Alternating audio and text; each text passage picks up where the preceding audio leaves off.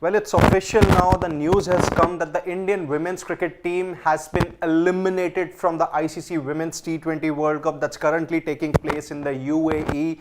Well, it hasn't really been a good ride for the Harmanpreet-led team in the tournament because they lost their opening game to New Zealand by a massive margin of 58, then came back into the tournament with consecutive wins over Pakistan and Sri Lanka. But then against Australia, it was a timid performance or very ordinary show by the fielders and even by the batters also. At the end, it wasn't really going to be enough because now their fates had actually rested in the hands of New Zealand. In fact, in the hands of Pakistan, who had to defeat New Zealand so as to make sure that India could qualify. But that did not really happen. Pakistan's bowling against New Zealand was pretty much up to the mark. They restricted New Zealand to 110, but then the White Ferns were impeccable with their lines and lengths and they bundled out Pakistan for 56. Just only 56. Just when you thought that Pakistan really had a chance in this match, maybe would do a minor miracle by registering a win over here, helping India's cause in terms of reaching the semi-final. However, wasn't to be the case. You thought at the halfway stage, Pakistan in fact had the bit of an edge, had a slight edge between the two sides. New Zealand really found it difficult to get those runs, but perhaps those last 25 runs, the fact that when they were stranded at 85, 90, we were talking as to how anything above 100, just around 110 would actually be a good score and put Pakistan under pressure. But that's one thing, you still thought Pakistan would apply themselves, Pakistan would play smart cricket, not the biggest total that they were asked to chase, so it wasn't intimidating as far as the scoreboard is concerned. However, what did we see from Pakistan batters today? Shooting themselves in the foot. Some mindless batting that I saw. Look at all those wickets. You don't have to look at the scoreboard because there's hardly any scoreboard pressure. Yeah. But mindless batting, swinging and slogging to every ball. Those dismissals, well, those players will really have to do some thinking when they look back at this match, when they look back at those dismissals. They will really not like what they did today in this high stakes match. Pakistan, for their own sake in terms of qualification, well, it was a big ask because they had to chase in some 9.1 overs. They had to chase the match to be able to go forward. However, wasn't the case because in case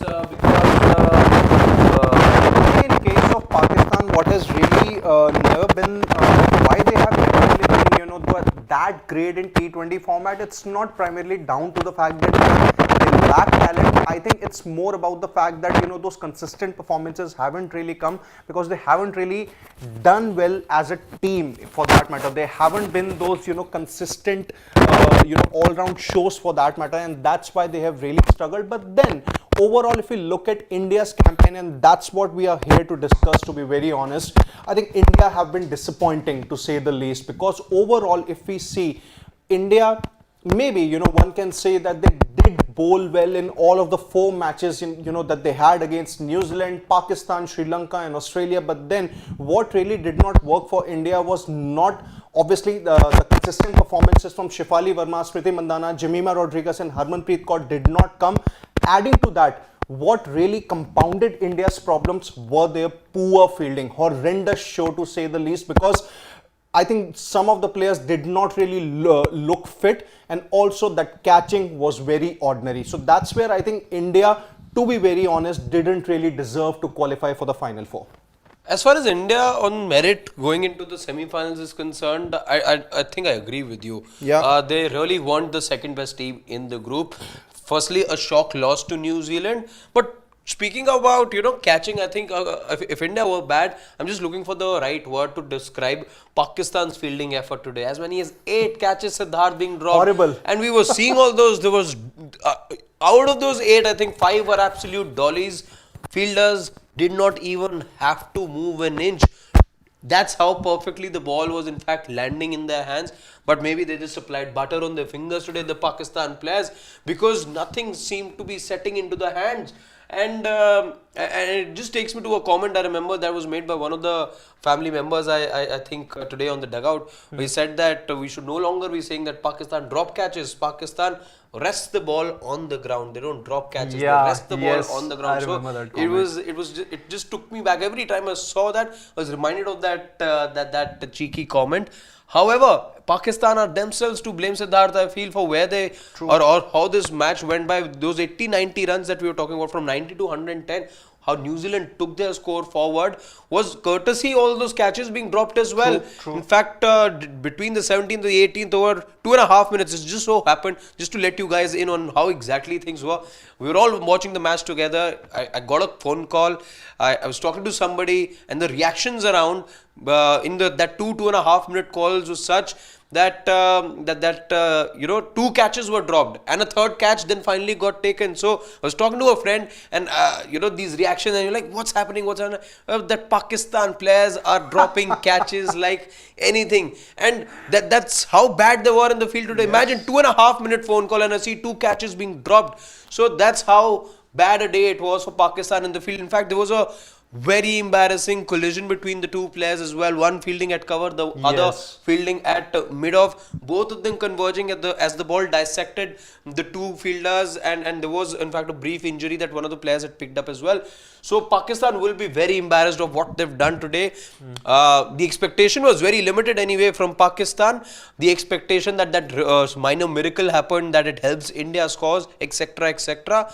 That's one thing though, but the manner in which they lost today, I think this is, Pakistan have a lot of thinking to do. They need a lot of introspection to be done, because today what we saw, 56 all out.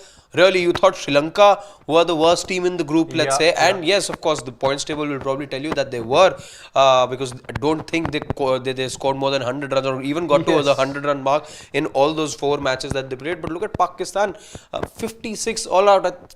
And some mindless batting, I must say. Mindless batting, even when there was no scoreboard pressure. Yes, the pitch was slow, but the batters had to apply themselves better. True. I think very rightly said about Pakistan's performance here by Harshit. But then coming back to the Indian women's cricket team here, I think there's a lot that's going to go behind the scenes now. There's going to be a lot of conversations with the likes of Harmanpreet Kaur. There's going to be a discussion about her future, whether she would want to continue as a T20I captain or whether the management would want that to happen. Secondly, some of the players might definitely retain their place, but then in terms of fitness, a lot of questions would be asked from the likes of Amol Muzumdar and the fielding coach Munish Pali there. And thirdly, I think India would want to focus more on the not just the Women's Premier League, but also the domestic T20 tournaments and also the fielding side of things, because that is where sometimes a team fields their way to a title win. And that's what I think Australia did the other day against India when Deepti scored those big runs in the 16th over. Immediately in the next over, there was a run out. There was a good catch also. So I think that's about it. In case you have just joined us now, I'll briefly sum it up. India have been officially eliminated from the Women's T20 World Cup. What do you think about India's overall show in the tournament that's currently taking place in the UAE? You can let us know your thoughts in the comment section, and don't forget to subscribe to Sports Today for all the exciting updates and analysis from the sporting world. Until then, on behalf of Harshit and my producer Shivam, it's Siddharth Gulati saying goodbye.